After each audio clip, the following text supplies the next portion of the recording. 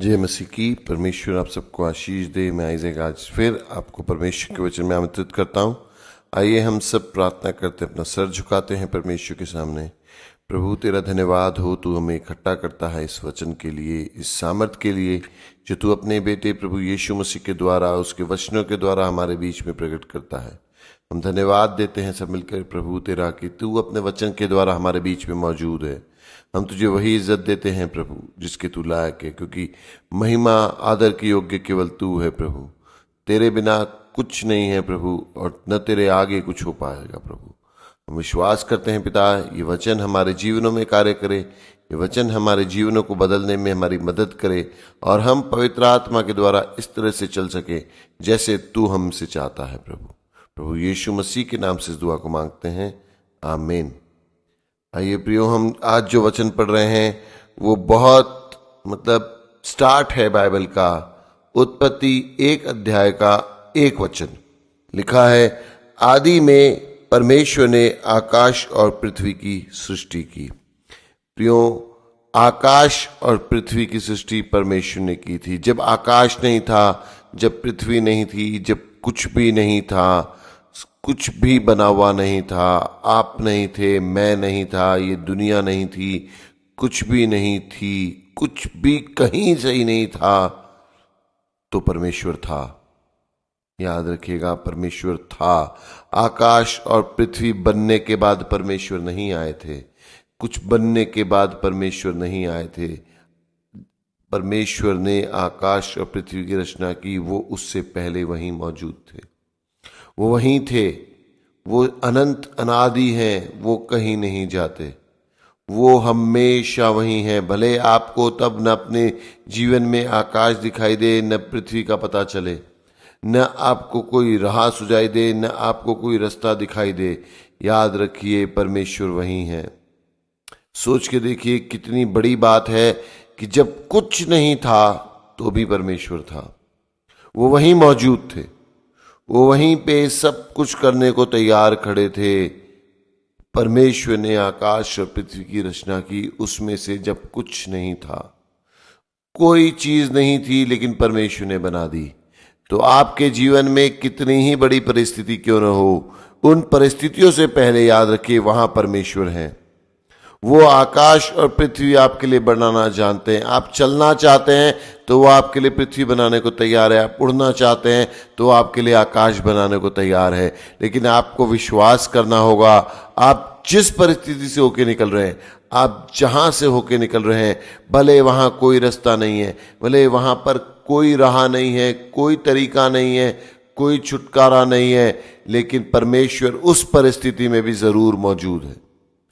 लेकिन दिक्कत यह है, हम आकाश और पृथ्वी ढूंढते हैं, लेकिन ये नहीं समझ पाते कि इससे पहले भी परमेश्वर वहां है। आपके पैदा होने से पहले आपके सारे दिनों का नक्शा परमेश्वर ने खींच रखा है। उसे पता है मुझे इसे किस तरह से मंजिल पे लाना है। लेकिन यदि आप उस पर भरोसा न करेंगे तो वो कैसे कर पाएगा।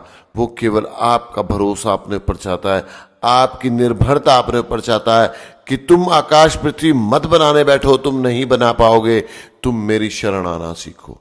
बाइबल में भजन संहिता 125 के 2 में लिखा है, जिस प्रकार यरूशलेम के चारों ओर पहाड़ हैं, उसी प्रकार यहोवा अपने प्रजा के चारों ओर से अब से लेकर सर्वदा तक बना रहेगा। सोचिए, जिस तरह परमेश्वर यरूशलेम के चारों ओर पहाड़ों से घेरे हुए हैं, वैसे ही वो आपको ऊंची ऊंची पहाड़ियों से हर साइड से घेरे हुए हैं। वो पूरी तरह से आपको कवर किया। आप एक पल नहीं सोच सकते कि आप यहोवा की आंखों से दूर हो गए हैं। आप एक पल नहीं सोच सकते कि यहोवा आपके लिए सोच नहीं रहे। आप सोच ही नहीं सकते कि वो परमेश्वर जिसने आकाश और पृथ्वी की रचना की, वो आप पर आंखें लगाए हुए हैं। आप सोचिए कितनी बड़ी बात है कि वो स्वर्ग का परमेश्वर आपके बारे में सोचता है, आपकी भलाई के बारे में सोचता है, आपको आपकी बातों से बाहर निकालने के बारे में सोच रहा है, आपको अपने मार्ग दे रहा है ताकि आप उस पर चलकर सिद्ध होते चले जाएं। कोई भी चीज आपके निकट ऐसी नहीं आ सकती जो यहोवा से पहले बनी हुई हो, जिसका तोड़ यहोवा नहीं जानता हो, जिसे रोकना यहोवा नहीं जानता हो। ऐसी कोई चीज दुनिया में नहीं है। आपकी कोई मुसीबत ऐसी नहीं है जिसे परमेश्वर नहीं जानता। आपका कोई दुख ऐसा नहीं है जिसको खुशी में बदलना परमेश्वर के हाथ में नहीं है। परमेश्वर हर चीज करने में सक्षम है और हर चीज करने को तैयार है। लेकिन वो एक चीज आपसे मांगेगा। जब वो आपके आसपास है तो आपको ये विश्वास होना चाहिए, आपके हृदय में एक ज्योति जलनी चाहिए कि परमेश्वर मुझे संभालेगा, परमेश्वर मुझे संभालना जानता है। और ये बात केवल और केवल एक बार दो बार मन में रखने की नहीं है, ये वचन के द्वारा आपके मुंह से निकलना चाहिए। सुबह शाम आपके मुंह से प्रभु के धन्यवाद गीत निकलने चाहिए कि प्रभु तूने मुझे घेरा हुआ है, मेरी हर समस्या खत्म है, मेरी हर समस्या छोटी है, क्योंकि वचन कहता है तूने आकाश और पृथ्वी की रचना की तो तू इस सारे संसार से बड़ा है, और जितना कुछ इस संसार में है तू इससे भी बड़ा है। यशायाह की पुस्तक 53 अध्याय के 54 अध्याय में 16 और 17 में लिखा है, सुन, एक लोहार कोयले की आग धोख कर इसके लिए हथियार बनाता है, वह मेरा ही सजा हुआ है, उजाड़ने के लिए भी मेरी ओर से एक नाश करने वाला सजा गया है। जितने हथियार तेरी हानि के लिए बनाए जाएं उनमें से कोई सफल न होगा, और जितने लोग मुद्दई होकर तुझ पर नालिश करें उन सबों से तू जीत जाएगा। यहोवा के दासों का यही भाग होगा, वे मेरे ही कारण धर्मी ठहरेंगे, यहोवा की यही वाणी है। बाइबल कहती है जो आपके खिलाफ हथियार उठा रहा है वो भी परमेश्वर का बनाया हुआ है, लेकिन प्रभु ये भी जानता है कि वो क्या हथियार बनाएगा। और आगे वचन कहता है तुम सब पर जीत जाएगा। कोई चीज आपके खिलाफ बनी हो वो सफल नहीं होगी, क्योंकि इन सब को बनाने वाला परमेश्वर है। वो जानता है कि सामने से क्या युक्ति होने वाली है, वो जानता है आपके खिलाफ क्या प्लान होता है, वो जानता है कि चीजों से कैसे बदलना है।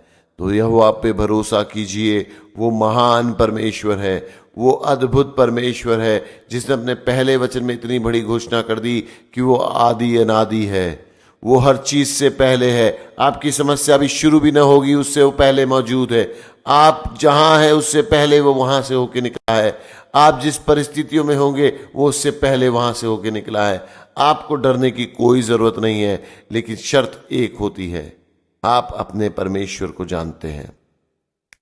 आप अपने परमेश्वर के सामने रुक सकते हैं, आप अपने परमेश्वर के सामने झुक सकते हैं, आप अपने परमेश्वर के सामने आराम से बैठ सकते हैं। विश्वास न केवल बोलना होता, विश्वास एक जीवन है, विश्वास एक तरीका है जीने का जिसे परमेश्वर पसंद करता है। उसके वचन पे भरोसा कीजिए, उसके वचन की सामर्थ्य को अपने जीवन में कार्य करते देखिए, और आप निश्चित एक विजयी जीवन जिएंगे। वो पहाड़ियों की तरह आपको घेरे रहेगा, न कोई शत्रु, न कोई दुख, न कोई समस्या आप तक आएगी, क्योंकि आप उस पहाड़ों में कवर रहेंगे। परमेश्वर आप सबको आशीष दे। परमेश्वर इस वचन के द्वारा आपके जीवनों में कार्य करे, और हम दुआ करते हैं कि प्रभु आपकी सारी समस्याओं को आपसे दूर रखे, आप जयवंत होकर उसके राज्य में प्रवेश करें। प्रभु यीशु मसीह से हमारी यही दुआ है, आमीन।